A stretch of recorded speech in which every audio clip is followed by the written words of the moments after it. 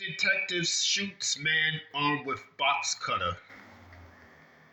Police in Brooklyn shot a man Wednesday afternoon after he allegedly ran at them while armed with a box cutter, sources said.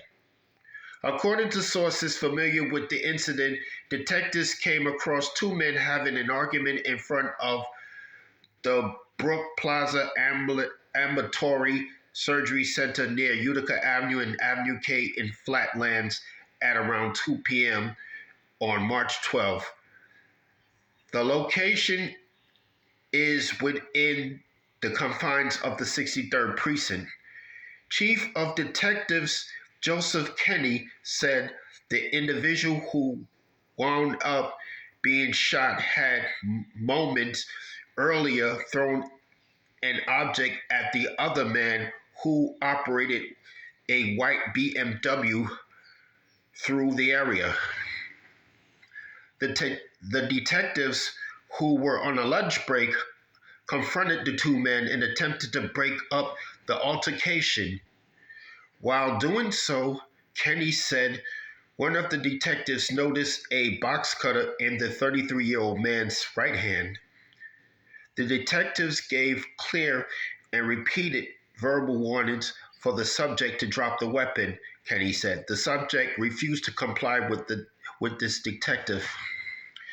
One of the detectives then moved in front of the BMW driver as the box cover wheeling man moved around the vehicle and attempted to re-engage. Despite the numerous commands to stop and drop the weapon, Kenney noted, the subject moved to within several feet of the detective. The detective was forced to discharge one round from his firearm, striking the subject in his torso, Chief Kenney said.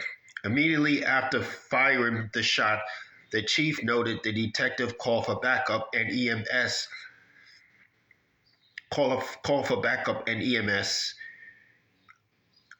Uniformed officers swiftly arrived and rendered medical aid to the wounded subject before EMS was able to transport him to Kings County Hospital. Kenney said the individual was listed in critical condition as of late Wednesday afternoon. The detectives involved in the shooting were also taken to a local hospital for a precautionary evaluation.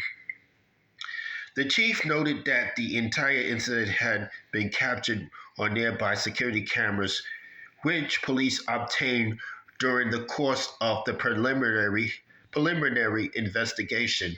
Kenney noted that the shot individual had a prior history of mental illness and interactions with the NYPD, with 3 separate emergency calls between 2017 and 2018.